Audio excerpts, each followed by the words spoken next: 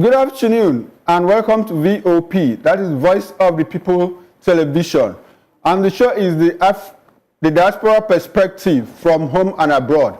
This is a show where we collaborate with Africans in diaspora and we share ideas and perspectives on critical economic, political and developmental issues that affect Nigeria.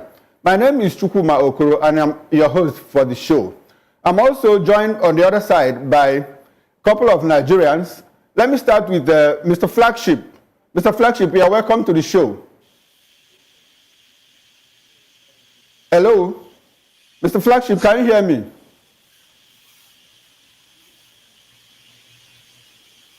Hello? Please, can you unmute your mic? Dr. Damages, are you there? Yes, I'm here. Okay, Dr. Damages, you are welcome to the show. Thank you so much. I'm glad to be here. I know you are joining from United States. Where in particular? I would like our viewers to know where you are joining from. I'm in New York City. New York City. Oh, good to have you. NYC. Yeah. Please, can you kindly ask Mr. Flagship, the Flagship, to unmute his mic? We can't get his audio from this side. All right, I'll do that. Okay. But before you do that, Mr. Show, are you there? Yes, I am. Good afternoon, Chukuma. Good afternoon to Nigerians listening. Glad to be here once again. Good afternoon, Show. Good to have you on the show. Thank you. KJ, let's go over to KJ. KJ, welcome to the show. Hello, Mr. KJ. Good morning. If you can hear me, I can't hear you guys. For good morning, we can hear you. Can you hear us now? Can you hear me? Apparently he can't. I don't know. Okay. I think we'll sort that out. So let's go back to Flagship. Flagship, are you here? All right. We'll sort all those out. Today, Nigerians in Edo State are in the ballot to elect a new governor. The tenure of the present governor will expire sometime in November. Beyond Edo State, we also have elections, local government elections, going on in Imo and Enugu states. So on the show this afternoon, we are going to look at how Nigerians conduct elections. And we expect our panelists from overseas to help us make sense of what we are not doing right here and how it is done overseas, so that it's more like an exchange of ideas between Nigerians in diaspora who are also connected to their home country and the ideas they bring to ensure that we build a stable society. So it's all about, we'll start off with the Edo elections and touch on other issues like the oncoming hunger, the flooding in Maiduguri, and the altercation, the forth and back between the EFCC and the former governor of Kogi State, Yahaya Bello. But let's kick into the show with the Edo Global elections. Dr. Damages, let me come straight to you on this. Months, weeks, and days leading to the elections, I'm sure that you were connected to Nigeria and you know what's been going on in Edo State. Can you help us make sense of the red flags? Were there red flags you noticed in terms of security, in terms of policy direction by the umpire, in terms of politicking, mudslinging? Were there any red flags you noticed prior to the elections? And what do you think can be done to curb those excesses, if you don't mind the word excess? I appreciate this. To begin with, I'm disappointed at the reports we're getting from Edo State today. The fact that beavers were not working in some places after what happened in 2023, it appears as if they did not, INEC, did not take this election seriously.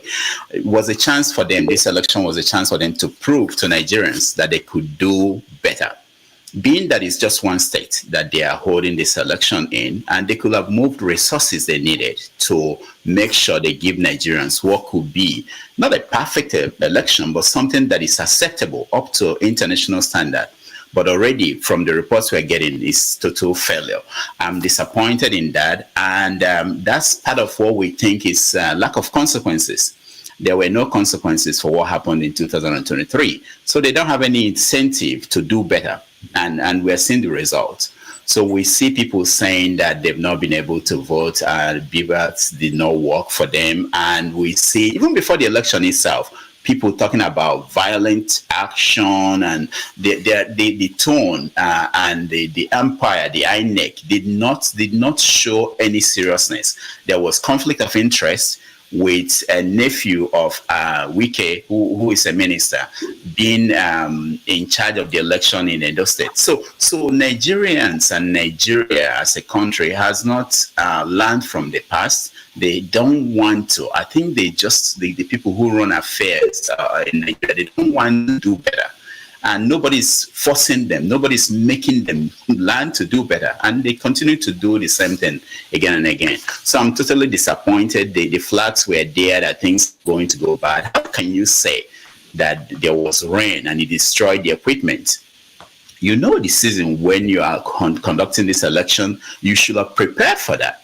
And the fact that 2 days, 3 days to the time, you test the equipment, make sure everything is in order. You're not done the day. And this is just a small area. How can you handle election in the whole country if you cannot give us a good election in one state alone, in one weekend? It's a disappointment. So Dr. Damages, if you talk about moving resources and preparedness, don't you think you are a little bit hard on us if realizing the fact that the police moved 35,000 policemen to Edo State ahead of the elections, 8,000 soldiers, men of the DSS, all to ensure that there is peace in the conduct of the elections. And resources were also moved across different local government areas. So aren't you being a little hard on us if you say that? Yeah, you're talking about the security, okay? I'm talking about equipment by the INEC. Why shouldn't they deploy all their resources if they have resources for one state? Just think about that. If they can't do it in one state, how can they do it in 35 states when you have a national election? So that's the disappointment that I'm expressing. In terms of security, I'm getting reports that there were some people being arrested from some party people, PDP, complaining that they arrested, APC is arresting their own people. I'm not sure what's happening in the security part of it. But the fact that INEC has not been able to provide for their people what they needed and make sure that this goes smoothly is my disappointment first. Okay, so there's an issue of unpreparedness. Okay. Yes. Okay, that's quite noted. Let me go to Flagship. Is it there with us now? Flagship, are you there? Yes, I'm here. Good morning, Chukwuma. Can you hear me? Good morning or good afternoon, Flagship. I can hear you. Good to have you on this show. Thank you for having me. Yes, you're welcome. Like I asked Dr. Damages, you were connected to Nigeria months and weeks before this election. Right. Were there red flags you read in terms of preparedness, in terms of politicking, in terms of security issues and all of that? Did you read any red flags? Thank you again, Mr. Chukwuma. Dr. Damages just highlighted all the great points and all the major red flags that were shown. Yes, indeed, there were many of those. And it's surprising to see that for an election that is taking place in a state, which in my opinion would be the size of my county, maybe and a half here, that we still are not getting it right. Granted that all the nuances and the challenges were there, but they had a long time to prepare for this. When you talk about readiness and the people on their part have been ready. From the accounts that we got, 2.2 million voters already had their PVCs ready to vote. How come the government with all the money and resources is not ready? I think that it's not a matter of preparedness or not being ready.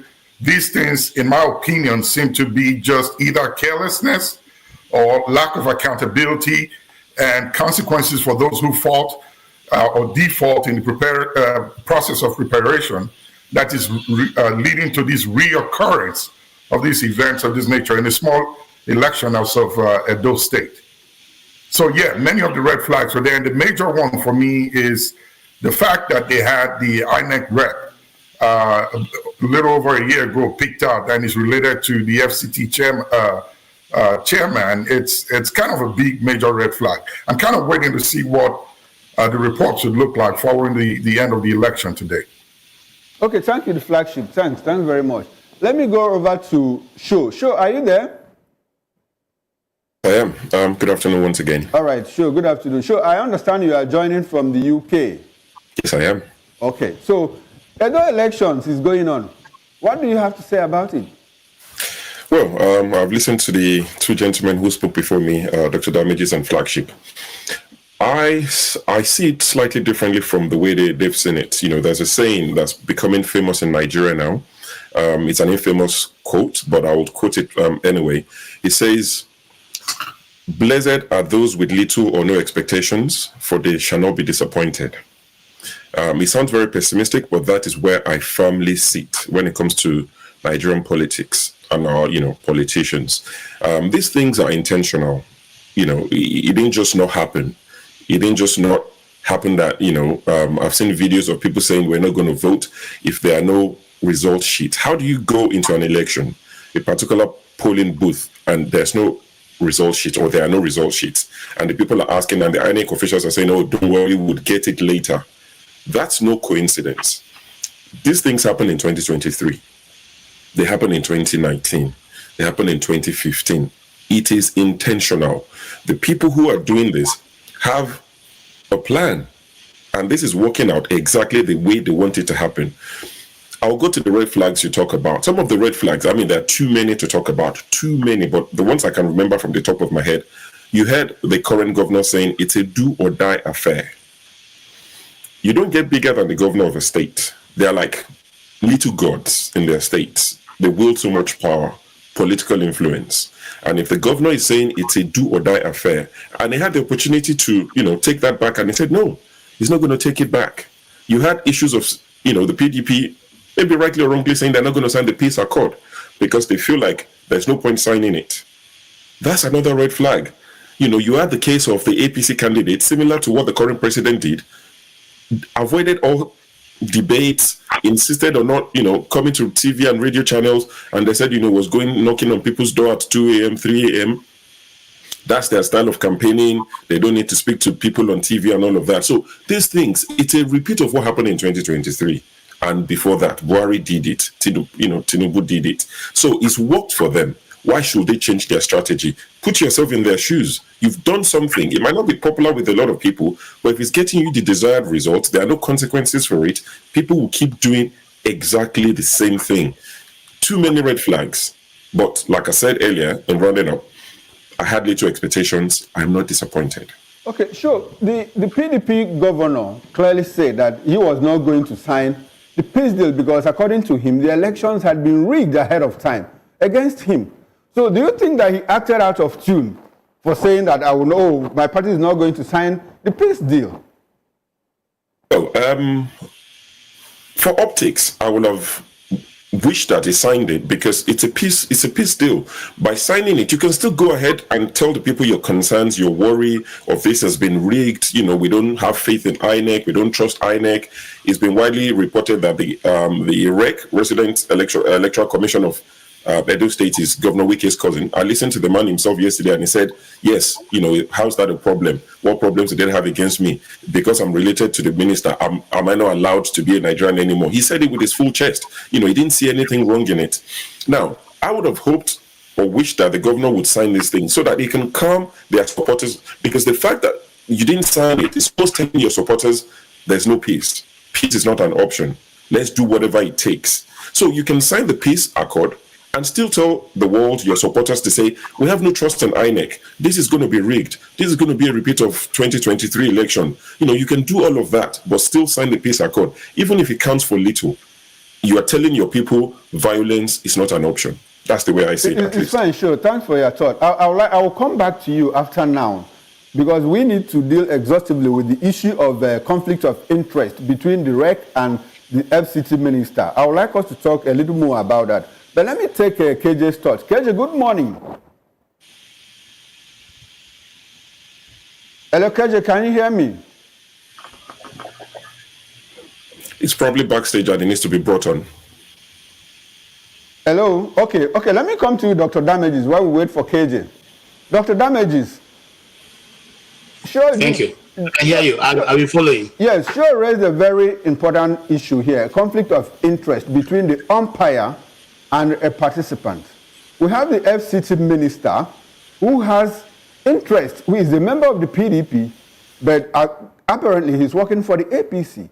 And the umpire, INEC, has sent someone who is his direct cousin and who worked with him in Rivers State while he was governor as rec in Edo State. And the PDP kicked against it. When PDP kicked against it, INEC said that it doesn't matter and that they are not going to change him. And as I speak with you, that same person is the rec in Edo State.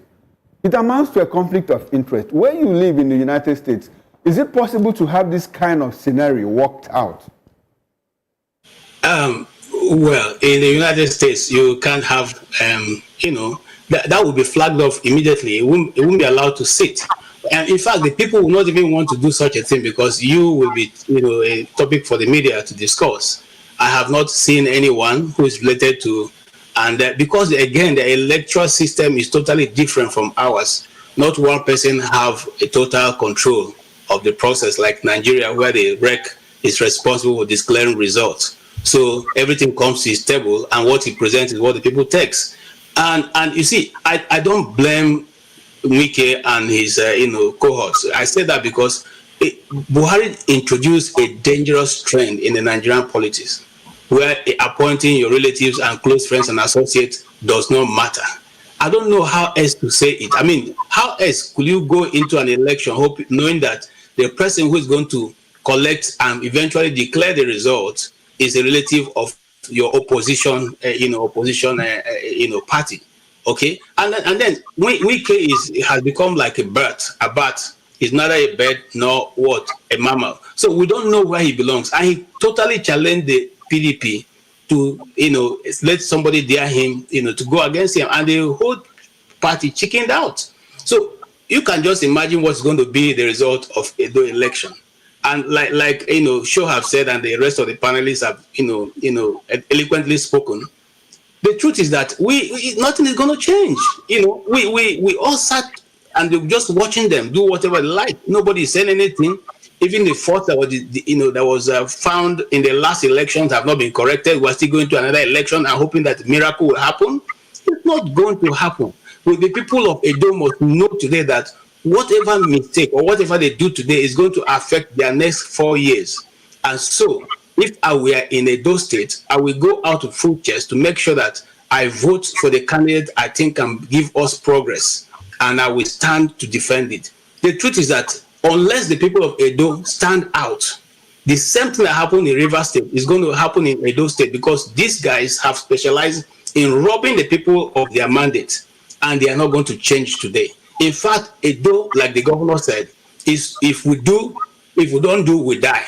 If we do, so in other words, since has interpreted it that if we don't do, we die, it simply means that everybody is going to go out and do whatever they can do to retain power. Because when you retain power, that is how it's going to eventually result. The court's not going to change it. And so if the court's not going to change it, you will do everything possible at the ballot, pools, at the ballot stations, to get what you need and fight for what you need. That's how we have resulted in Nigeria. We have brought the country to a place where it is now, Gudugada by force. You box me, I box you until I get the result, which should not be. Unfortunately, my brother, I don't have any hope that is going to be different from what we have seen, in the last elections or in the last elections we have seen so far. Quite unfortunate. It would be good to let our viewers know that this is KJ.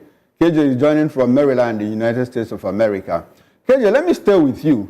You were very emphatic about these people already know what they want to do, and you don't see anything different from what happened in 2023. Can you be more specific when you say these people? Looks like you are already aware of what will be the outcome of the elections in Edo State. Who do you think will carry the day? Let me tell you something, and this is my true position, and I make bold to say it. If anybody goes there thinking that there's going to be a gentleman, movement today, it's not going to get you the desired result. Anybody the Edo people feel is their right candidate, and I'm not going to point anybody, even though I may probably have a preferred candidate, but I'm not going to say this is who I stand for. I'm simply saying people go out, stand. If you vote, stand. Make sure your vote count. Take pictures, if possible, take videos, because we have seen that these things don't even work. Okay, last, it looks like Sho said earlier. How do you go to an election without an election result, that means that you have the in mind that afterwards you go and sit somewhere and give yourself whatever result you want to give yourself. I'll give you an example. There are some states in America, after the last election, they discovered that there are some people who are not in that state. They've moved out, about 100 and something thousand of them. They just, got a court injunction to remove their names from the ballot. Okay? That is how the people are open to their own system. Where they see fraud, they try to identify and rectify it. Not that when you see fraud, you want to cover it up and you say it doesn't matter. If you appoint your brother to be a electoral officer, a electoral commissioner, it doesn't matter. Then we should equally give the whole of a family appointment so that we all go and rest, and then you will just run the way you want. Is it a family affairs? Has Nigeria become a private property that anybody does whatever he wants to do? On our panel here, we discussed the same thing that we were saying today. We said the reason for bringing Wike to the center is to make sure that he is now used to galvanize, victory for the ruling party in the next coming election. And we can see it playing out before our eyes. So how do you expect me to have any hope that other than to think that, look, Edo people can only be the ones to free themselves of this, enslavement they're trying to be, bottled into. You are campaigning. Sorry to go a bit deep into this. You are campaigning, and the person your own elites prefer to rule you or to govern your state is somebody who barely can even speak for himself. Okay? How then do you want this individual to represent your people? Is it every time you go somewhere that somebody will be speaking on your behalf, who will now teach you the simple rudiments of governance? It is painful, and you see, it's not because Edo is lacking, very matured, seasoned individuals. But we always go for mediocres, people who can barely do anything. And I'm not taking anything away from him. I'm simply saying that when it comes to the issue of governance, it needs more than being able to win an election. You need to be able to deliver something. And the people, because it is not about you or your family. You have done good and well for your family, praise God. What about the ordinary Edo people, the citizens, the woman who fries akara in the evening to just make sure that there's 1 square meal on the table of the family? What are you thinking about them? How are you going to better their life? That's what elections should be all about. Not who can speak better or who can insult the other individual better. No, it's not about you as an individual trying to now become God to the people of Edo State. It shouldn't happen. All right, KJ, thanks very much for a very wonderful thought. If I understand you clearly, what you are saying is that performance is what should actually count in deciding who governs the people. Well, it's good to have your thoughts. I'll come back to the Dr. Damages, but let me just introduce our in-house analyst here, Mr. Peter Anosike, who has joined us on this show. Mr. Anosike, you are welcome to this show. We are discussing Edo politics. Today, the people of Edo State are in the polls.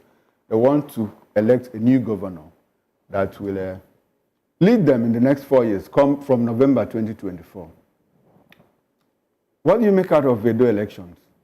Overview. Just give us an overview of what you think will be the end result of Edo politics. There are 4 factors that makes a nation to be election, not capture. And those factors are the people in the business, like the voters themselves, or the security, the INEC, and then the political parties. All right. So each of these organ must play according to the rule. And when they don't do this, then the outcome will not represent what everybody would term an election. So these actors, are they playing to the rules now? Well, Nigeria has not really been getting it right.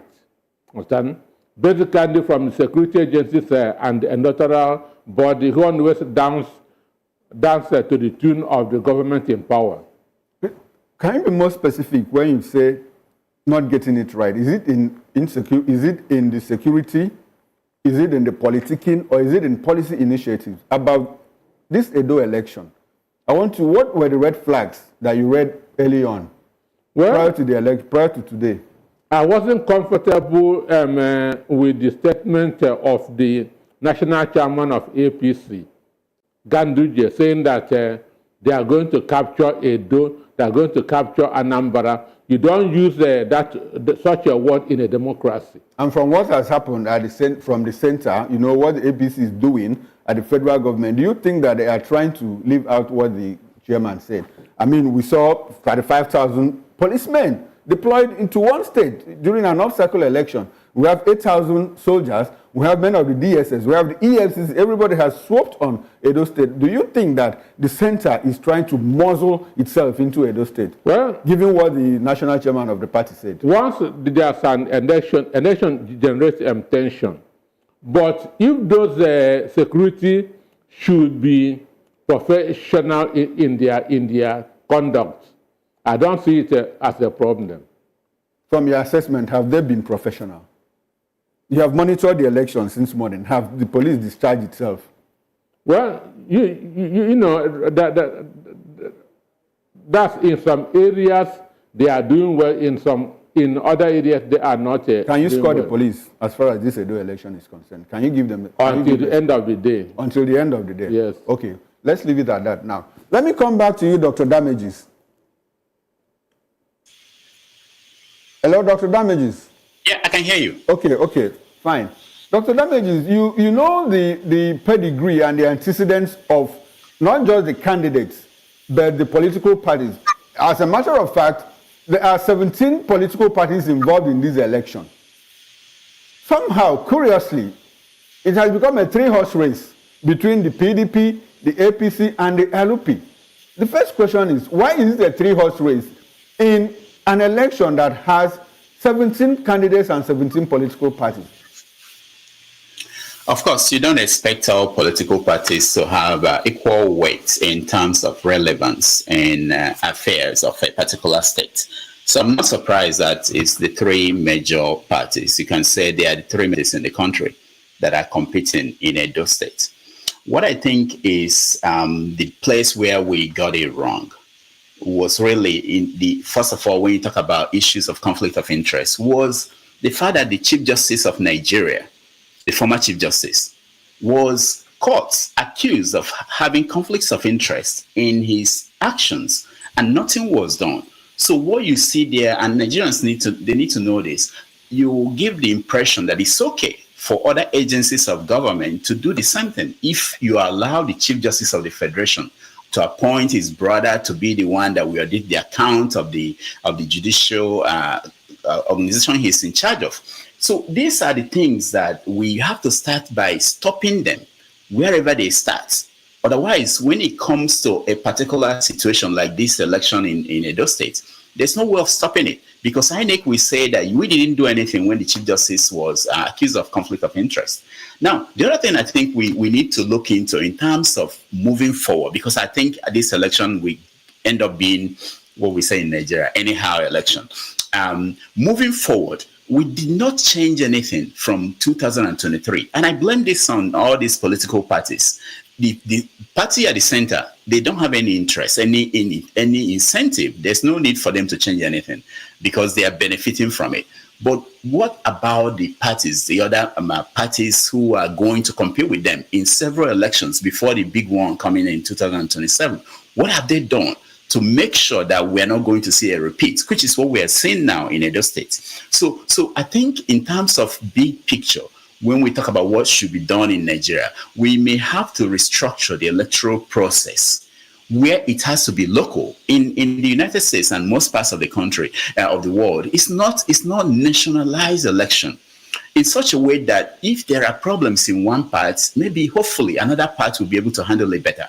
There's no reason why we should do the same thing we did at the national election in Edo State and have this result. But if there is a way that we can make it local, so that local authorities can handle these things, it will be better than what we are doing now. What is the reason why 54% of polling units in Edo State do not have materials get to them on time? Why? It's not like they are coming from Abuja on that day. It's not like they don't have, INEC doesn't have resources to move things to all the parts of the country. It's only one state. So we need to demand more, expect more from our government officials, from our agencies and institutions. And that is what is not happening. And until we do that, we're going to keep saying the same thing after every other election. All right. Thank you, Dr. Damages. Let me come to you, the flagship.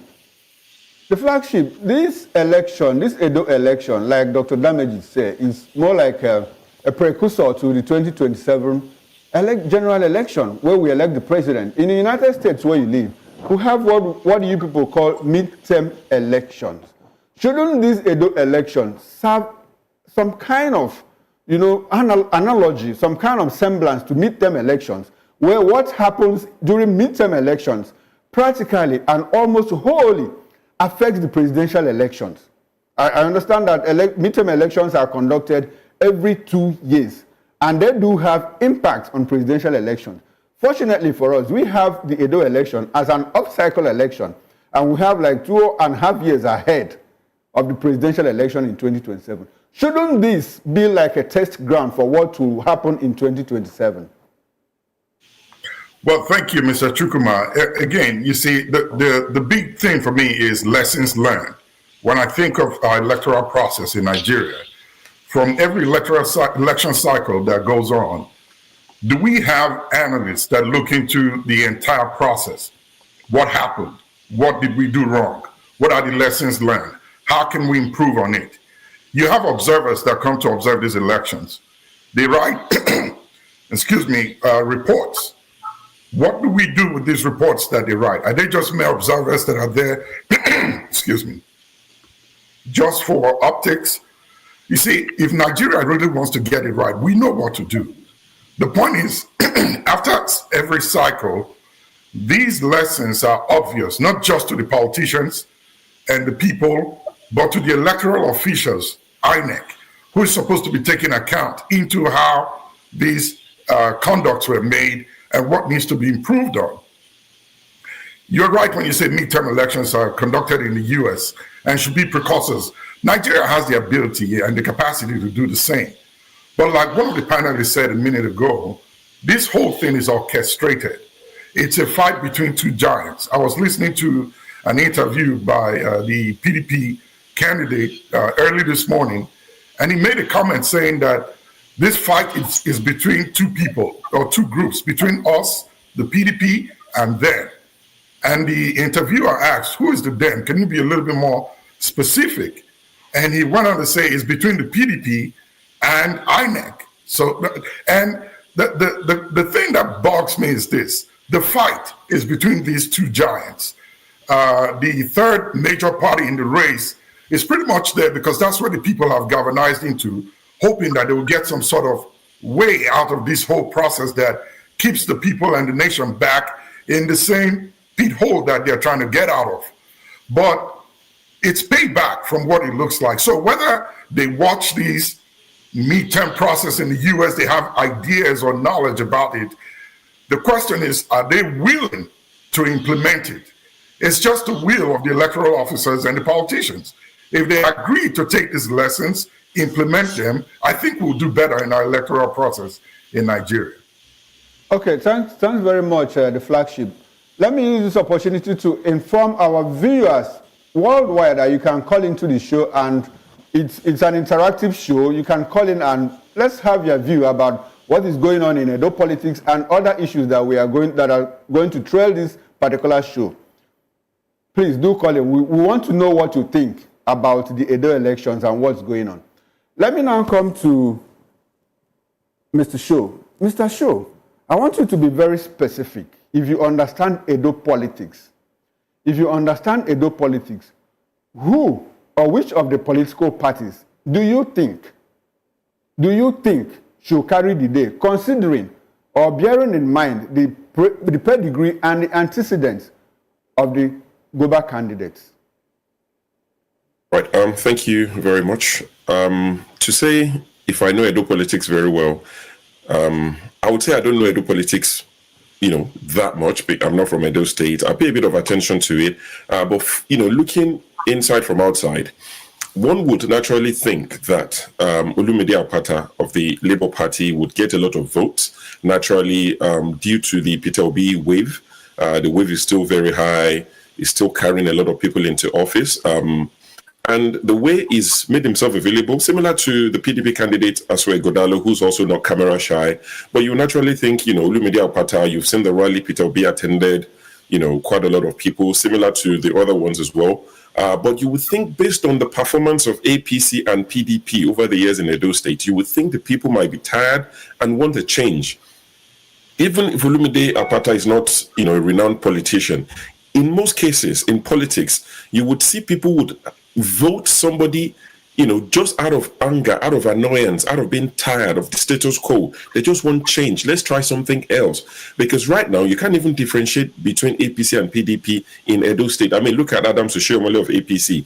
In 2016, was it 2016? He was talking about how Ezeyamu was this and it was that, and he said all sorts of things. And 4 years later, everything he said about him, he started saying about his 2016 political son, the current governor. So he flipped the script. The person you called all sorts of names in 2016 was the one you anointed in 2020. And that's APC, PDP. The current governor started as an APC governor. Right now, is going out as a PDP governor. So you would naturally think people of Edo State might be tired of both and will give their votes to Olumide Apata.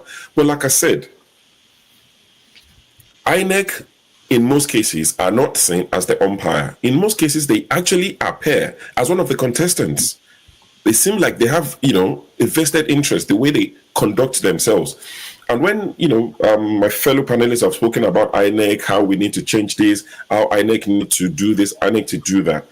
One of the questions I would like to ask is, maybe I've missed it, maybe the question has been asked, but I would like to hear what Mahmoud Yakub thinks of the 2023 election. Ask him, if we can, to score INEC's performance. I won't be surprised if he scores INEC 99%. Because, we'll be careful to say maybe it wasn't perfect. He might score INEC 95%. So for someone who scores himself, their performance in 2023 that highly, he has no reason to change it, because as far as it's concerned, we've done the right thing. There's nothing to change. All these things, you people are talking about, your armchair panelists, you are just bitter, your party lost, and the rest of it. I think that's the way INEC see themselves. I mean, look at their conduct when they went to court. I don't think they've shown any remorse since 2023 election. So INEC is not about to change anything except the people force the change. And I agree with Dr. Damages. This is where you would expect parties like Labour Party, PDP, and all the other parties to say, before the next elections, we need to see changes. Otherwise, we would boycott this election. Reminds me of racism in football. You often hear, our players in Europe, in the UK, in anywhere, they get booed, monkey chants, and you expect the whole team to walk out. The minute you do that and you say we are boycotting this game, you would see changes. So I would expect all these other parties to say, except things change, we are not going to waste our time and resources and the time of Nigerians and risk their lives for something we know that you're going to mess us up in the end. So to go back to your question, I would naturally think Olumide Apata would get a lot of votes. But if I was a betting man, I would say the result of this Edo election would mirror exactly what we got in the presidential election 2023, where APC would win. Sure. Are you suggesting, from what you said, are you suggesting that Nigerians should, if you are not satisfied with the processes leading up to the election, that you should boycott those elections? To make a point, to drive a point home. Not Nigerians as individuals, not just us. The political parties should lead it. So let me go back to the football reference, or soccer, as a lot of people call it in Nigeria and in the US. So I wouldn't expect the players, one or two players, to say, oh, I'm walking off in solidarity with my colleague. The coach of the team should say, my boys are coming off, or my girls are coming off. So we'd expect PDP, LP to say, we as a party, and we are telling our supporters to boycott this. Because if PDP go into the election and PDP voters don't turn up, in protest. But that's exactly as Nigerians boycotting the elections. Practically, yes. If the LP and the PDP or other parties said, look, we don't like the process leading up to this election and we are boycotting it. I mean, there is no how a party chairman should tell people, don't vote, and they go to vote. So should we now use that as a track to bring our leaders to account by saying we boycott these elections? Is it the right thing to do? think it's an option to consider, yes. All right, thank you. Dr. Damages, let me come to you. Dr. Damages, sure did say something about INEC coming out as, not as an umpire, but more like a contestant. Do you think that INEC is still independent?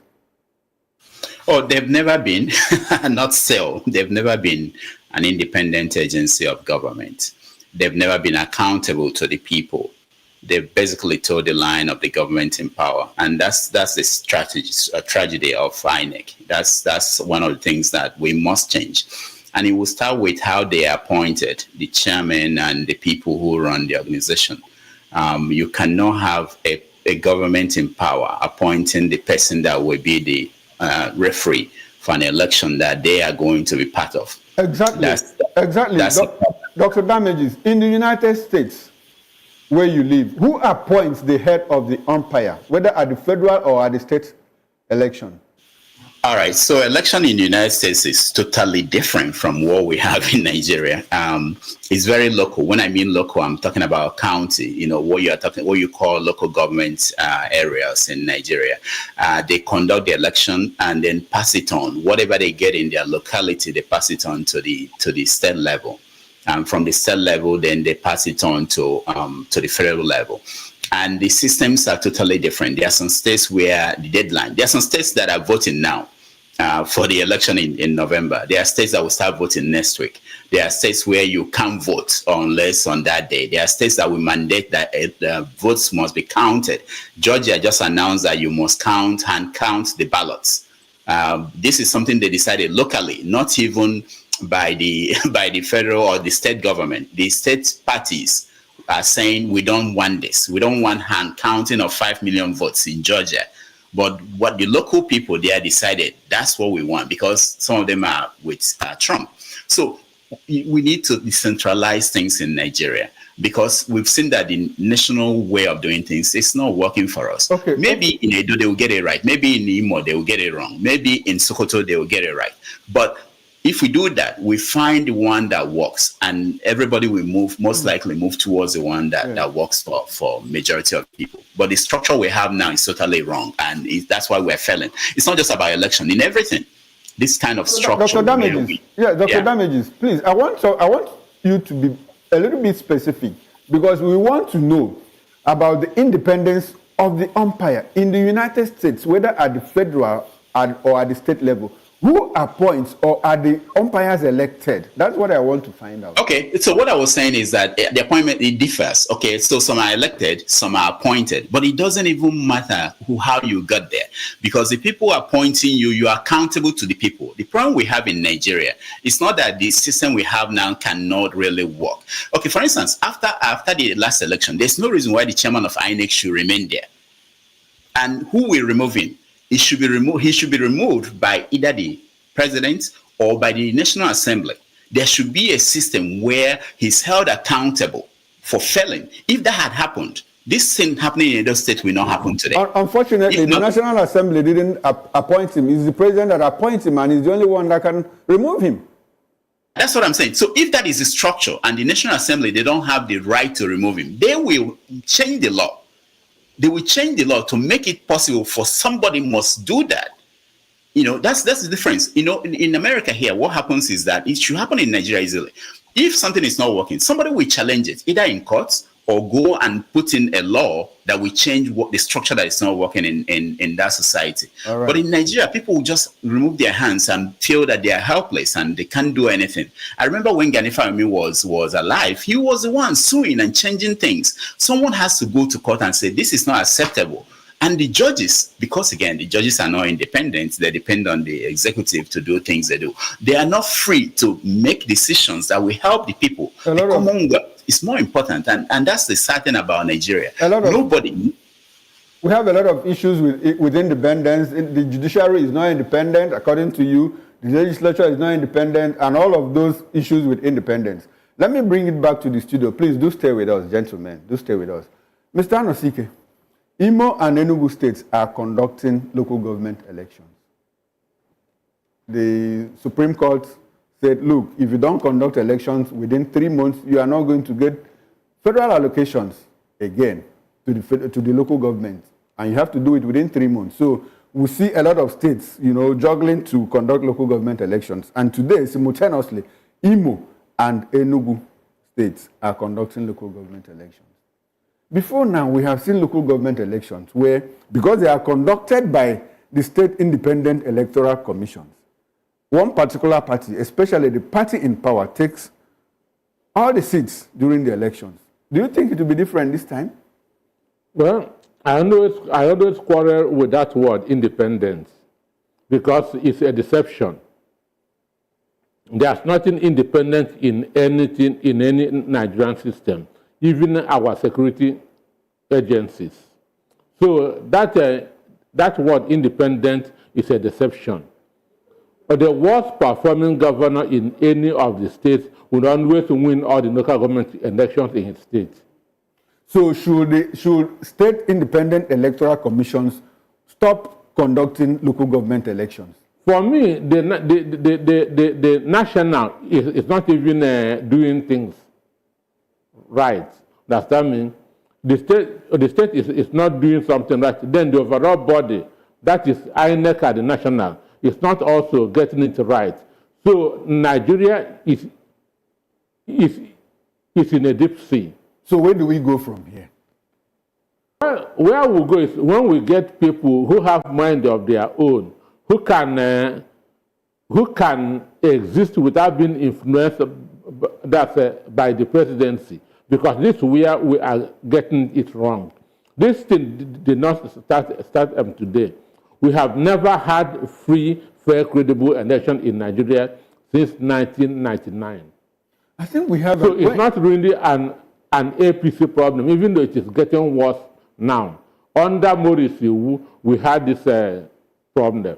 Even to the extent that Omar Musa Yar'Adua, who won in 2007, said that the nation that bring him into office was not credible. But everybody has been talking about people. It seems we have an issue of leadership. You made mention of the president appointing people. So who, in your opinion, how should we appoint our election umpires? Should we remove it from the office of the president and domicile it with the National Assembly? Then how independent is National Assembly? That is the point. The current Central Assembly is like a ministry under the presidency. And they cannot do anything that is going to affect them. So for me, until we begin to build more institutions, that institutions that are stronger than human beings, because in Nigeria, even the office of the president is stronger than our constitution. All right, talking about the issue of leadership, I think we have leadership questions to our problems in Nigeria, because everybody seems to be talking about, it's not about the institutions, it's not about the process, it's about the people who run the process, the people who run the institutions. So talking about leadership, let's go away a little bit from the Edo elections. By the end of the show, we are going to take our concluding thoughts concerning the Edo elections and other issues we are going to discuss. Let us go over to United Nations General Assembly. The UN will conduct the 79th UNGA by the end of this month. And curiously, our president has delegated his authorities to the Vice President, Kashim Shettima, to represent him. Is it a downgrade? Is it trying to downgrade Nigeria, or what do we expect? That Nigeria is not represented at the summit level by the head of state, by the president, but by his vice president. This is the second time in our Fourth Republic that we are seeing this kind of scenario. So let me come back to you, KJ. You live in the United States, and UNGA is going to take place in the United States. And I also understand you stay somewhere around the Washington and DC, or is it in New York where the UNGA is going to take place? Can you help us make sense of the fact that our president will not be the one attending UNGA, the 79th edition, in person? Okay, thank you so much for that question. I will attempt a good response. Basically, I'm not sure that if I was relieved when I heard that the vice president is... was in UNGA last year. Yeah, but at that time, the situation he was in is not as good as, it's not like this one. Remember, we had a president that was missing for some days. I need to show up now and say, well, I'm going to stay behind and treat the issue. Let's go to even what's going to be discussed. Africa have been going to hunger for so long and making our cases presented. In fact, we have continuously repeated the same message for the last how many decades I can remember, and not much has been achieved by that. So I don't even think that his being there or not being there is going to make any difference, from what Nigeria have been speaking in those, the UN.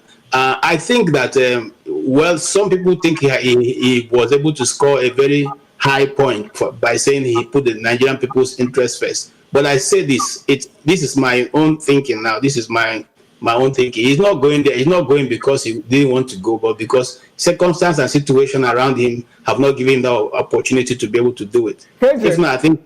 What are the circumstances? He just came back from China. He just came back from UK after a tour of China. So what are the circumstances? Well, we saw him in China and we saw him briefly in UK because the people of Nigeria cried out to say, where has he gone since he left China? And though we saw him briefly with the King of England. And then the other picture that is yet verified is that he was living in a hospital, environment. If it was truly him, it then means that he's not feeling very well. It then means that he probably can't be able to stand, another, stressful, debate summit, where you will probably have to attend and sit for a while, or even stand for a while to make your, deliver. I think my thinking is that he's not able to take that pressure right now, so he needs time to rest. All right, thank you, KJ. Dr. Damages, our president just came back from UK after a tour of China. He spent like 3 or 4 days, if I'm correct, in China. And while he was in China, there was a flooding that has displaced more than 4 million Nigerians. We have about 275 people dead. People are in IDP camps and all of that. Money has been raised. And the president says, sorry, I don't want to go to hunger because I want to look at what is going on in Nigeria. What do you make out of it? It's a very conflicting thing. Let me say I follow this movement of the president. His plan was to go from the UK and come to the United States. So there were pressure on him that the situation in Nigeria was bad, he should go back. And he went back. Now, the decision not to come to New York next week was surprising, but this is what I'm hearing. There are different sources saying that the reason why he's not coming is that he was not able to secure big meetings with people like the US president, world leaders. So that coming for a second time and not getting the opportunity to meet these important people will look bad on his part. And then he decided to send the vice president. I'm sure that if he had secured a meeting with Biden or with important world leaders here in New York, he would have been here. Now, the good thing for Nigeria is that it may save us money because when the president comes, he stays in one of the most expensive hotels. Probably that's where the vice president will stay now. But the president, normally, he will come with more people than the vice president. So that may save us money, a little money from what it would have been. But you can also know that if the vice president comes here, even the second-class world leaders who will have met with our president may not want to meet with the vice president of Nigeria if it's not important to them. So it's important that the president should. I'm not against him coming to the United Nations. I think every leader of serious countries, especially a country like Nigeria that needs to have relationships and deal with other countries of the world, should be here. But the question is he effective when he comes? Because last time that he was here, he wasn't very visible. There were a lot of hide and seek when it comes to Tinubu and his movements. Also, even in China and other places he's been to. The president, we should be concerned about that. We should know where our president is at any point. There's no reason why the president of Nigeria will disappear from sight for days and the Nigerian people are looking for him. It doesn't happen in a serious democracy, and that should stop. So in terms of why he's not coming here, it could be that he was tired. It could be that he couldn't get high-profile meetings here. And what is the point coming to read a speech? Shettima will read the same speech that he was written for Tinubu. So it doesn't make any difference. Dr. Damages, you said something about saving cost. if I'm correct or if I'm right, we understand that 500 million naira has been sent up front to secure accommodation for people that will accompany now on the vice president to UNGA 79. 500 million naira. And we talk about cost saving. Considering the fact also that the delegation has been pruned down, the chief of staff said, look, we have pruned down the number of people that will accompany the president, and in this case, the first president, to UNGA. And we have 500 million naira doled out just for accommodation. Is that cost saving? Well, no, what I mean is this. The hotels are expensive in New York, especially at this time, are very expensive. So where presidents of countries, I've been there. I met Jonathan in one hotel, the most expensive hotel in New York. That was where Jonathan went when he came. They booked this way in advance, probably 3 months or 4 months in advance, or even 1 year in advance. Because if you don't, other countries we get that spot. So that one is they can't change it. You know, you don't expect the president or the vice president of a major country like Nigeria to stay in a small or poor hotel where there won't be security. But the point is, it's not about just the president. It's about how many people that follow them to come. And those people are here. If you go to the city today now, you see them hanging around all over New York, Nigerian officials, you know, wearing abada, moving around. I don't know what they do. But we always come with a lot of delegates. And they are already here. So whether the president comes or not, they are here, they are being paid, they are being fed by our government, and this is costing us money. So it should start from the planning stage. Nigeria should plan like a country that is poor. We carry ourselves. If you see our president abroad, I don't know if most of you have seen him. If you see any of our presidents abroad, they move like the American president. You won't know that our economy, the GDP of Nigeria, is lower than the GDP of New York State. So Dr. Damages, it looks like it's not a Nigerian thing, because you said that if they don't act fast, other heads of states, other heads of government might take those hotel spots. So it's not a typical, it's not just a Nigerian thing, it's not an isolated case. Other governments also book expensive hotels. But the point here is this: if the president is staying in an expensive hotel, the co-chair, the retinue of staff, the delegates that follow him, must they also stay in those same expensive hotels? That's the question. That's what Nigerians, until Nigerians investigate this and pay attention to this, it won't change. Because I know the last time Jonathan was here, you can stay there, but you don't have to have your press secretary, your minister for education, all stay in the same hotel as you. Nobody's looking for them. Nobody's going to kill them in New York City. They can stay in a lower hotel and save money for the country. But the problem is that we, the Nigerian people, don't even know these things, and the Nigerian people have no mechanism to demand accountability. We see the figures at the end of the day. This is how much they spent just on hotel and feeding. We don't say, okay, next year, and the lawmakers are the ones that could put that stop to this, but they are not, because they are in the pockets of the executive. That's the bad thing about it. Okay. Thanks very much, Dr. Damages. Let me come to you, Sho. UNGA 79 is happening. UNGA 79 is happening. And do you think that Nigeria has gained anything from attending UNGA in the recent past? Can you help us make sense of the benefit of attending UNGA? Is there any you can point to? Which speaks volume, because ideally you should be able to point to things and say, you know, this is what we achieved by attending the last one. I mean, the most recent one, it was all over the news how much Nigeria spent. I don't have the figures now, but how much we spent, that we booked the most expensive hotel, and, you know, the entourage we took, the amount of people that went there, code on a daily basis, you know, it was like a shopping spree for most of them. So I don't think there's much that we benefit by attending these things. I know that the current UNGA, the one that kicks off on Tuesday officially, the theme, I checked the theme and it says, leaving no one behind, acting together for the advancement of peace and sustainable development and human dignity for present and future generations. So this is clearly to talk about leaving no one behind. It will be interesting to see how this would have benefited Nigeria between the end of this current UNGA 79 and the next one that's going to happen next year. So, you know, like I said, I can't think of anything we've benefited. And I think that's not down to the people we're meeting with. It's down to the Nigerian leaders, the African leaders, what do you go with? What's your agenda? Are you speaking in one voice? Are you actually debating, talking about how we can be partners? Or are you just going there hat in hand with your, begging bowl, looking for aid, looking for grants? It's almost like we're just doing the, Bambiala government. We just go everywhere to borrow, to say, please borrow us, please we raise our debts, and these sort of things. They won't take us seriously. There's no way they will take you serious as a nation when all you do is to ask, how can you help me? What do we bring to the table? We are not a poor continent.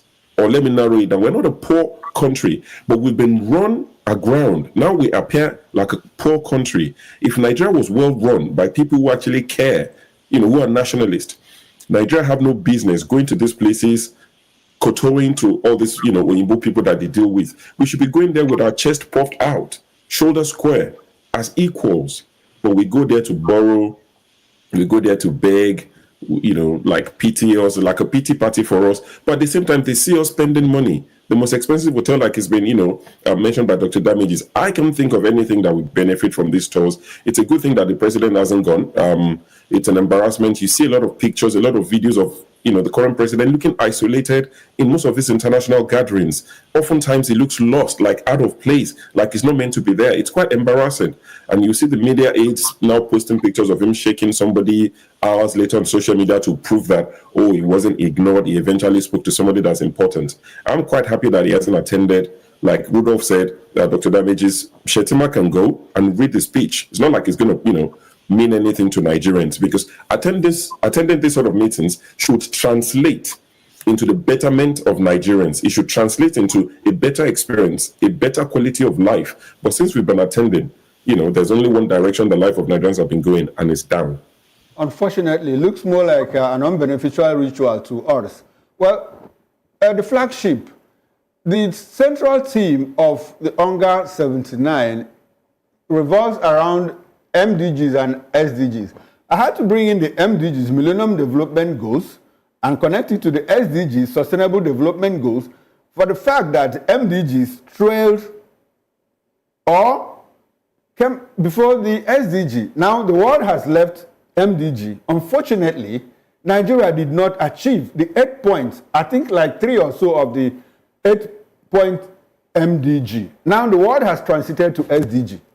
And look at us flocking to the United States to discuss SDG. Are we a lost people? That's a good question, actually. You see, when you parade yourself before, I hate to use the word superiors or bigger nations, and appear as a beggar, then you start to discuss about obsolete things that are no longer in view or being considered by any nation. You see, I did a little bit of digging up lately, and I found out that over the last few centuries and decades, the relationship between the Western world among themselves, Western countries, Europe, America, Asia, and the rest of them, they've considerably changed on how they relate, do business together, and partner. But the African and Western country relationship is still the same from centuries ago. It has never changed. So when we attend UNGAs and go there to meet and never have any meaningful conversation on how we can improve the African-Western relationship, or narrowing it down to our country, Nigerian-Western relationship, then we still begin to discuss things that are obsolete and no longer conventional. So our leaders actually attending these meetings, it's like they're just going to the mark register and they give them a few minutes to give a speech, which actually makes no sense to the listeners. And unfortunately, when they stand to give this speech or speeches, the number of attendees or listeners, they drop until after we bring to the table and these conversations that we want to discuss and reshape the African and Western world relationship, and all sit down at the same table, discuss as equal, or nowhere. We'll still keep coming to talk about old stuff. And it's funny you mentioned that we're still discussing what has been moved out from. It's because of how we present ourselves. Africa, so to say, Nigeria, from my country, where I'm from, we've always been the nation or nations that the West seem to come to take out of with nothing put in at all. So we need to change that idea. We need to change that perspective. Our attendance in such meetings should be, how can we come to the same table and discuss and talk as equals? Everything that the West uses, they get it from Africa. And we cannot just be giving and taking nothing or receiving the dumps that they bring back to Africa. So we really need to change our perspective and the topics that we discuss when we attend such meetings. Yes, very important. And I think that's why we have this platform. That's why we have this collaboration between VOP and Nigerians living abroad in the United States, in the UK, in Asia, and other parts of the world, so that we can begin to exchange ideas and to see how we can make Nigeria a stable society. That is the essence of this program, to exchange ideas and see how we can make Nigeria better.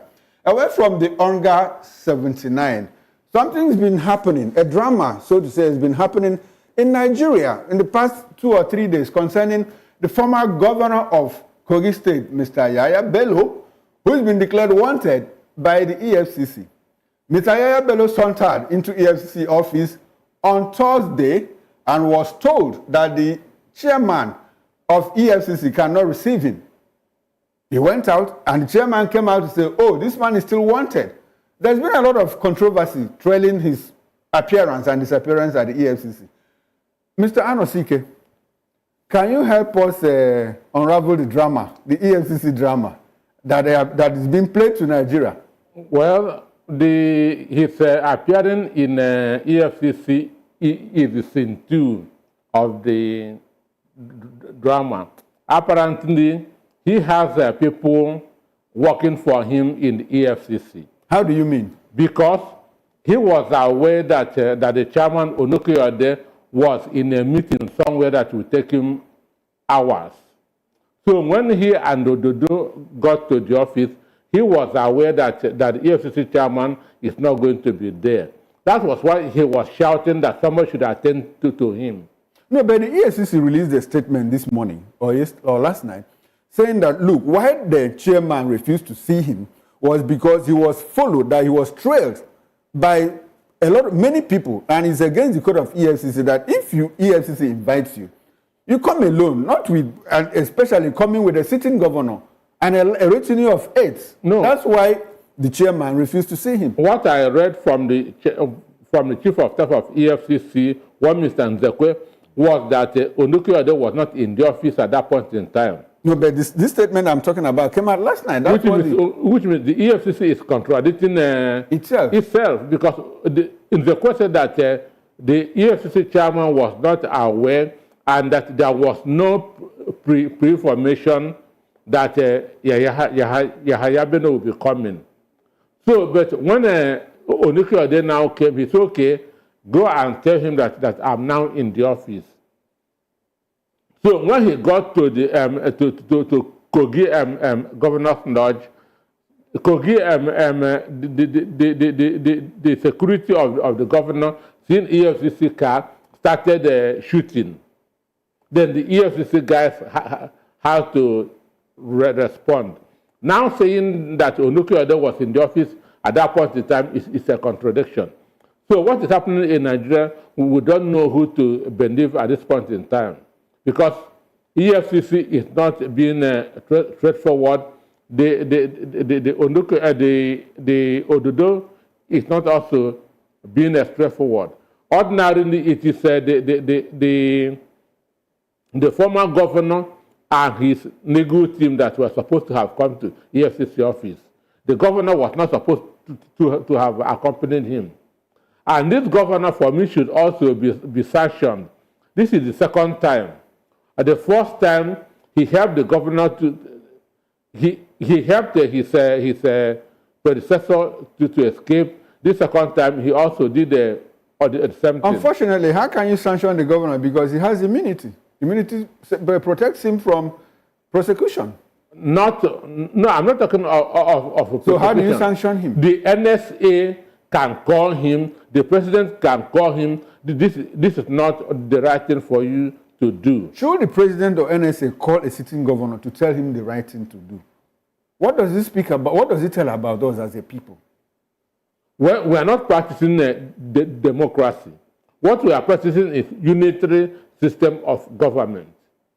Okay, in a federal system of government, is it proper, will it have happened for the president to call a sitting governor to order? A president, I remember that a few months ago, there was a case, a border case in Texas, United States, where the Texas soldiers and the federal police had some misunderstanding on whose duty it is that to guard the border over this immigration thing. Understand me? Biden has to intervene because the federal police is superior to the state police. So are you now saying that the president should call the governor to order, or call Yaya himself, or call Adodo to surrender Yaya to EFCC? Is that the proper thing to do? Ododo is intervening in what is not supposed to intervene. Even so, the national security advisor should call him to order, or the president should call him to order. All right, let's leave it there for now. Dr. Damages, let me come to you. You are connected to Nigeria. We have a former governor who has been declared wanted by the EFCC. The EFCC is the Anti-Graft Commission. The man is supposed to answer to questions bordering on how 82.7 billion naira of his state cannot be traced. And everything points to the fact that he, as a governor, should come and account for this. This particular man has tried to evade arrest. It's close to 4 months now. And like 3 days ago, we saw the man saunter into the office of the EFCC, accompanied by a sitting governor who apparently has immunity and has been shielding this man. The first time he took him to the government house, and security operatives could not arrest him because they said that the governor or the government building has immunity. Dr. Damages, can this type of scenario that we see here, can it play out in the United States of America? No. Nobody has immunity here from being arrested, whether you're a governor or serving governor or not. What should actually worry Nigerians is that for us abroad, and not even for us abroad, even people inside the country, I can tell you that agencies of the American government, the British government, in their reports to their governments from Nigeria, from Abuja, they will tell them what happened. They will say that the conclusion will be something like, these people are, you know what Achebe said in Things Fall Apart, when the commissioner wrote that he would write about the primitive people of the lower Niger. They are going to say that these people are what Trump eventually called us, from shithole countries. Because these people who play these roles, they don't know that our international community, they look at us, they hear these things, they read these stories, and they think we're not serious. And you wonder why, if Tinubu comes to New York, the president of America will not want to meet with him. Because what are you talking to someone in whose country a corrupt person, apparently corrupt, with allegations, cannot be arrested by any agency of the state? Because of what? It doesn't make sense to the outside world. And we have to deal with them every day. You go to China and you are begging for money. And China is thinking, how do I get this money? How do they pay me back? If I have any conflict with these people, will I trust the law enforcement in this country to make sure that I get my money? But from what is happening with Yaya Bello, I won't. If I'm China, I won't think I have confidence that the law enforcement in this country will do the right thing. We don't look at the bigger implications of what we do. It's embarrassing. I teach post-colonial African history in New York, and sometimes we talk about events in Africa, in Nigeria, and news stories. We start the class with news stories. I have to explain to them, why is this happening? They don't understand it. People from all over the world who school here and think about Africa, they don't understand why this is going on. We don't need to reinvent the wheel. We've seen how it's done in other parts of the world. Why is it that we can't just copy it? Best practice. And then for someone like Tinubu or whoever is the EFCC chairman, you want to leave a legacy. You want to help the country go beyond you. How long do you have to live in this life? Another 20 years. And you don't want to leave a legacy that people can follow. You can't sacrifice your personal interests or whatever you gain from abiding by. Resign if you can't implement what you were sworn in to go and implement. I don't understand it. And people don't understand it around the world. And we are looking for respect. We can't get it if what is playing out in Abuja is the drama we saw on Thursday. It's embarrassment for us. And we can't get that respect. It's unfortunate. But there is no reason why that should be happening. In New York here, in America here, the mayor of New York, the FBI, came down here investigating something, took his phone from him, took all his phones. People are resigning around him. He's confused. One day they will pick him up. The governor of Illinois was picked up. He was governor. There's no respect for, if you commit any crime, if you break the law, you pay for it. So it's unfortunate. Oh, quite unfortunate, Dr. Damages. Let me come to KJ now. KJ, a natural disaster happened on us a few days ago. I think it's about a week or so in Maiduguri. The Alau Dam, overflowed and into the city, and the Maiduguri city is more like submerged. At last count, we have lost about 270-something people. We saw corpses, floating on water because a cemetery was affected. So we clearly have a medical emergency in our hands. And we saw a prison, correctional facility was pulled down by the flood itself. And we had inmates, who happened to be terrorists, escape, into the city, into society, and all of these.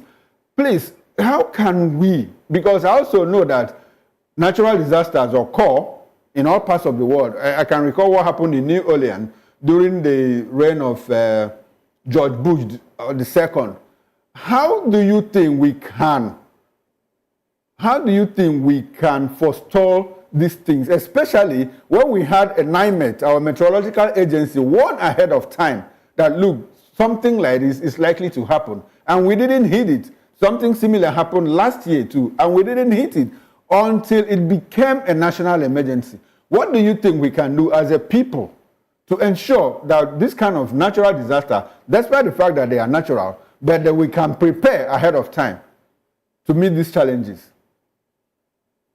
First of all, thank you for the question. I appreciate it. My heart goes out, our prayers and thoughts are with those people who have lost loved ones. We cannot overemphasize, even if we keep talking about it, we may not be able to bring back those who have, lost property, lost life, lost loved ones and all that. We pray that God will comfort all of them. And those who are, sick, they can get medical help. But you see, I don't know, discussing Nigeria sometimes makes me think as if I'm running mad. As far back as when I was investing in Gwagwala, that there used to be a stream that overflows, used to overflow, and each year it does that and carries people along the banks.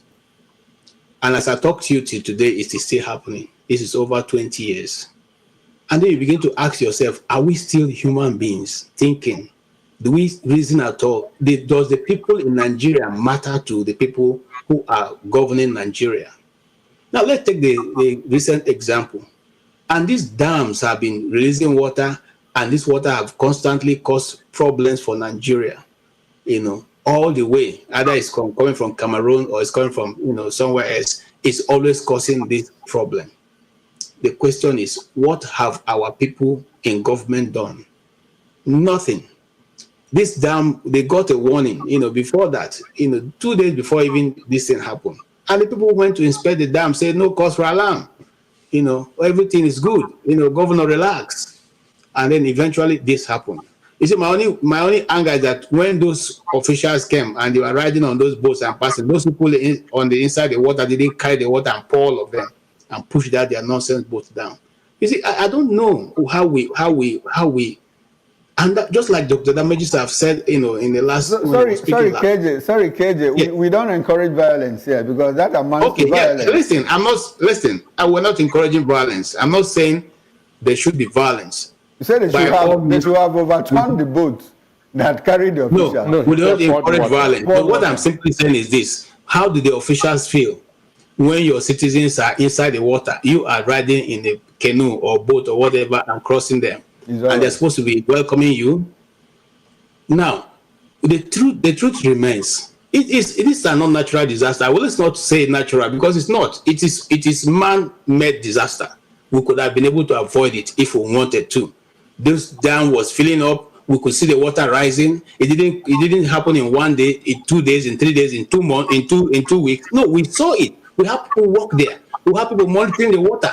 Why can't this action be taken before it becomes a disaster? Why can't it be? I don't understand it. For the love of, look, even if you go back to National Emergency Agency, you find out that they've been allocating money for such things. What did they do with the money? What did they, you see, let me tell you something. You know why sometimes we as Africans don't, get respect, just like the damages have said? When the people see what our government are doing to us, and then they decide that you people, if you're not worth nothing to your government, why will it be worth something to an outsider? So if you ask me, I will say it is totally not a natural disaster. It can be prevented. Let us now work, since this have happened, to make sure it doesn't happen again. KJ, let's talk. I want us to talk about parallels. If this thing happened in the US where you live, what will be the immediate first response of concerned authorities? The first response will be to rescue lives and rescue lives. First and foremost, they will try as much as possible to make sure that nobody loses their life, and then before they now begin to think of how to make sure it does not happen again. And I can assure you, if it was in the US, I don't think it will happen again. I'm not saying we are living in a perfect society, but we're living in a society that concern themselves about the well-being of their people.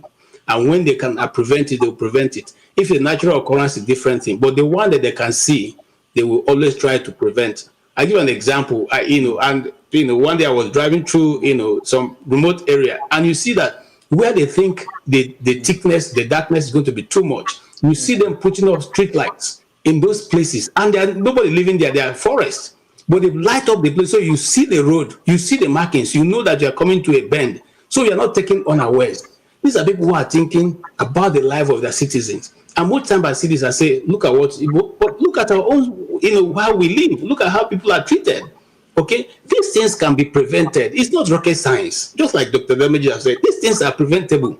You see, that's why when they look at it, they say, okay, now what has become government response to what has happened to the people of Maiduguri? Yes, about Dr. KJ, talking about government response. Let me take it to Show now. Show, we understand that in the past 1 year, 40 billion naira has been shared out from the ecological fund. The ecological fund is more like a fund meant for intervention against issues like natural disaster, erosion, flooding, and all of that. We also understand that 1.6 billion naira was budgeted for this Allow Dam, and only 20 million naira was released for its maintenance. And in all of this, the 40 billion naira shared out, I think northeast where Maiduguri is situated, got about 8 billion naira just for natural disasters. And in the midst of all this humongous amount of money, we see a government that was unable to arrest the situation and allowed the dam to collapse, caused the flooding that submerged the city. And in the last 1 week, 11 billion naira has been raised to mitigate the hard life that has happened on the people that were, on the victims. 257 people or more lives lost in the process. What do you think, Sho? Well, I'll start off by sending thoughts and prayers to the people who've lost loved ones, lost properties. It's really sad to watch things like that. All these monies you've talked about that have been budgeted and released, it's not new. It's not news. If you're Nigerian and you follow Nigerian stories, you would know that it's not the lack of funds in most cases. We might not have enough. We might not have as much as the US and Canada and the UK to deal with issues, but we have somewhat, enough to mitigate most of this, natural disaster, if you want to call it that. When monies are allocated and it is siphoned by certain people because they know there will be no consequences. That's the issue. Where there are no consequences, there will be repeat offenders. Money is disbursed. Some people take it and cut away the money because they don't care for the people. They know that regardless of their actions, they'll still be reelected. If they're kicked out of one particular office, give it time, let the people forget, they will smuggle them back into another office. Think of Beta Edu. There was a lot of noise made about Beta Edu. Where's the money? Crazy amount of money was mentioned. What's happened to the case? It's died down. Don't be surprised in a couple of months or a year before this administration, before the first tenure ends, they might smuggle Beta Edu back into office. So there are certain individuals who are responsible for this money. It's been disbursed to some accounts. So the job of us as Nigerians is to trace this money. We need to follow the money and find out the money that was disbursed. Where did it end? In what foreign account has it ended? What properties have they bought with it? We need to know, and these people need to be brought to book. The Nigerians in Nigerian diaspora need to come together and start demanding accountability. You cannot be gambling with the lives of people, hoping that, it will never happen. Let's just take the money. There's no need to spend money on these things. We're quite reactionary people. We don't like to plan and prepare to mitigate such issues. These are lives that are involved. I saw the NSA on one of these canoes or boats, as KJ, mentioned. And I saw the NSA Ribadu when he visited, and he was almost smiling. He broke out in a smile, waving at the people. It felt like a campaign. Like when they go on that campaign trail, there was nothing to smile about. When you know how many people have lost lives, properties, life saved, and things like that, it's a good thing that the president, at least officially, they've said that the reason the president is not attending the Onga 79 is because he wants to attend to these matters. So I'm looking forward to the president intervening. I've heard that they've been distributing rice to these people. Please, let's stop giving rice as the remedy to everything. I know that to President Tinubu, rice is very important to him because, according to Professor Wole Soyinka, when President Tinubu had his own personal issues at his lowest point, I guess financially, what did he resort to? Taiwanese rice. According to Professor Wole Soyinka, they wrote letters, they started selling rice. So when he had his own personal issue, rice came through for him. And I think that is why he defaults to giving people rice, because in his mind he's thinking, if rice worked for me, rice will work for all of you. Please stop giving people rice when there's an issue. There's more to life than rice. All right. Sure. Thanks so very much for this your wonderful talk. We are pressed with time, and I would like for you to just kick into all these issues we have discussed, because you mentioned the fact that we need to have the diaspora, make sense of. This collaboration should also profile solutions about how best we can move Nigeria forward. So in just a few seconds, I would like you to put your talk together, your final thoughts on everything, on all the issues we have discussed. Edo election, Yaya Bello, Onga 79, just in a few seconds, and what we think we can do. Okay, thank you for that. So with regards to Edo election, there's not much to be added. I wish the Edo people well. I wish them all the luck, because they would need it. If they're unfortunate and they get a terrible governor over the next 4 to 8 years, as they say in Abodigo, tell them they'll be the ones to bear the brunt. So I wish them well. In advising them, I would say that the people of Edo State in this particular instance need to stand with their votes. When you vote, stand. Make sure that your votes are counted. Take pictures. And all the party agents, if you're there voting, ask to know your party agent. Make sure that they don't compromise. See, for some of us, it doesn't matter. Well, it matters, but the election is the election. It has to be free and fair. If APC wins genuinely, they win. If PDP wins, let them win. So you, the people voting, the voters need to make sure that your party agents are not saboteurs.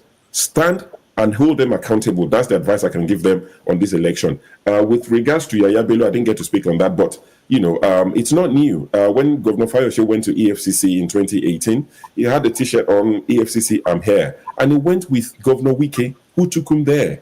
I don't think the immunity of the governor should be transferred to other people who've lost immunity. So with the fact that Yaya Bello went there with his anointed son, Ododo, who is the current governor of Kogi, should not have stopped EFCC from detaining him. This is a man you declared wanted. So EFCC should have detained him if they actually wanted him. And it doesn't matter that the Olukayode was not there. You don't need the chairman of EFCC to operate.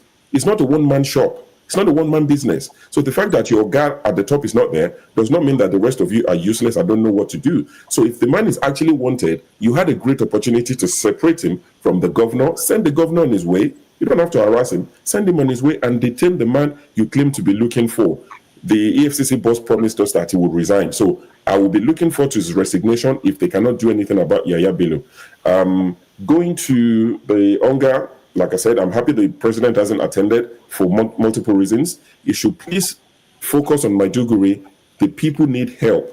And like I said, it is more than rice that they need. So I'm counting on the president as the father of the nation to do what he will have done to his biological children, to the people of Maiduguri. This is the time they need him the most. What other issues are we talking about? I think that's... Yes, that's about all. That's about all. Thank you so very much, Dr. Sho. Yeah. Thank you so very much, Sho, for being part of this show. Let me come to you, Flagship. Can we have your thoughts in a few seconds, please? The Flagship. Hear me? Can you hear you? Go ahead. Okay, good. Thank you again. It's a privilege being on the show today with you. Here's what I have to say. My bottom line to the people of Edo State, no matter what happens, no matter what the result is today, if it's not in your favor, take a minute or two to sit back to think before you react. Whatever you do, try to make sure you get back home and not lose a life. You matter more than whatever the results are. With reference to the hunger, I think it's good that Tinubu is not there because nothing productive would have come out. And here's my message to the entire African continent. We need to go back to the template that Muammar Gaddafi was trying to put together. Africa needs to be liberated, and we need to stop going down to the hunger meetings to mark register. As far as Yaya Bello is concerned, I personally would request that the Nigerian people should demand for the resignation of the EFCC chairman. If he's not competent enough to do the job, he doesn't need to be there. With reference to Maiduguri, I pray that the people there would find comfort in this time of grief. What I would want to suggest is we need to cultivate the habit of having routine maintenance on all our national infrastructures, bridges, roads, dams, and so on. We do not need to wait until an event of this nature take place where we lose lives before we take action. We cannot be penny wise and pound foolish all the time. With reference to the rest of them, I pray that someday Nigeria will get to the point where we begin to see these marked changes that will transform the lives of the people and take us out of this pathway that we're on that is not doing us any good. Thank you. Thank you so much, the Flagship. Thank you so very much. So let me come to you now, KJ. Your final thoughts, please. KJ, are you there? All right, we seem to have lost KJ. Dr. Damages, can I have your final thoughts, please? All right, thank you so much, Chukuma. Let me end it this way. The breaking news in America today is that the gubernatorial candidate for North Carolina for the Republican Party has dropped out. Why did he drop out? Because CNN linked him to a pornographic website where he was making comments. I've never heard about this website. It's called Nude Africa. And he made comments long ago, and things he wrote there were outrageous. It was so bad that the Republican Party felt that they would lose that election in North Carolina, and it will impact the presidential election. So even Trump was the person backing this guy. This guy is a black guy. His name is Mark Robinson. Even Trump had to put pressure on him to drop out. That tells you how things should be. And I wish that Nigeria will get to that point where people will think beyond their personal interest and think about the interest of the Nigerian people. As long as we don't get to that point, as long as I hear people say things like, na statistics we go chop, and na grammar we go chop, and things, take everything as if they don't matter, it will come back to impact our lives. Yeah. So I hope that we get to the point where Nigerians and Nigerian government officials should think beyond their own personal interests, beyond today, and think about the next generation, the next generation. How do we leave something, legacy, give them a path that they will follow so that they will get to a place where they will begin to enjoy the prosperity and liberty and freedom that they deserve. That's my hope. Thank you so very much, Dr. Damages. KJ, can we have your final thoughts, please? Yes, thank you. Here's my final thought. The people of Edo should know that election has consequences. So the choice they make today will last them the next 4 years. It's going to impact on their life. Those 4 years will be minused from their years on earth. So if you make a good choice, you will see the result. If you make a bad choice, it will not come back. The 4 years will be lost years. I will say that there's no need. Africa, if you really want to progress, let us take our own decisions, go to AU and make those decisions, speak to ourselves and bring development to our people rather than go to just to mark register like, apparently I've said here. On Bello, I think it was deliberate. It was deliberate. I don't think that the chairman didn't want to arrest him. They just, playing police with the Nigerian people. And that is so sad. Maybe if they are really serious, we'll see actions that the EFCC will take. Not, assembling small boys and taking pictures of what they have done. That's what you call, pursuing a crime. And then on Bronu, I don't know if it's going to be the last. We'll see it. But I pray, please, when the government is intervening, don't send the people rice. People eat more than rice. Send them medical supplies. Send them other forms of food.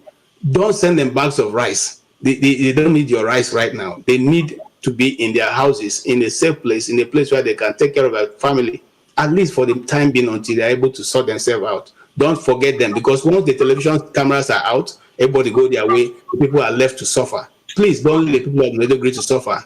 Make sure that things are given to them to be able to, wait out this time that these things have come upon them. Thank you so much, and God bless you. Thank you so much, KJ. Thank you so very much. I appreciate you. Let's bring it back to the studio. Mr. Anosike, your final thoughts, please. In a few seconds. I will start from Borno State. What happened in Borno is an issue of corruption, because in Nigeria, contracts are for sale. And when somebody buys a contract from you, he's going to do a shoddy job. That was why the maintenance of a thing did not work. So what happened in Borno is an issue of corruption. Then on Onga, Tinubu would have wanted that to go there, but circumstances overwhelmed him. Because when he went to Borno, he told them that he was on his way to America and just stopped by to see them. So it was his desire to go to Onga. Even Showore, Sahara reporters reported that it was sickness, it was ill health that stopped him from going to the United States. And I believed him, because Tinubu would have loved to go there to show off, but I'm happy that he didn't go. Then on Edo election, it is the bad choice that Nigeria made in 2023 that we are suffering now. Thank you so very much, Mr. Anosike. That's how far we can go on this program. But before we go away, let's also say that the federal government has warned Nigerians to relocate as Cameroon releases Lagdo Dam waters. The federal government is asking Nigerians to relocate so that they are not affected when Cameroon opens their Lagdo Dam. That is the latest we have now. On behalf of myself, Mr. Chukwuma Okoro, the host of this show, Mr. Peter Anosike, thank you very much. And to our panelists, Dr. Damages, the leadership, the flagship show, and KJ, I thank you so very much for being part of this show. Please do keep a date with us next Saturday, same time, 2 p.m. Nigerian time and 9 a.m. US time. Thanks for being on the show. I think we're off. It's all right. Thank you so very much.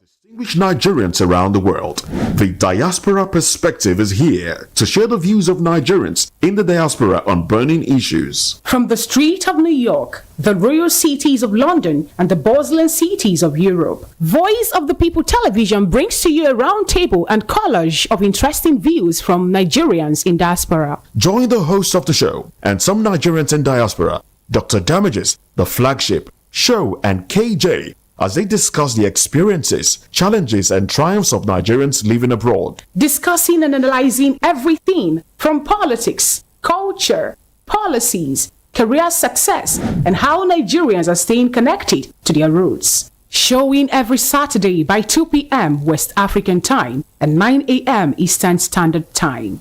The Diaspora Perspective, giving a voice to Nigerians abroad.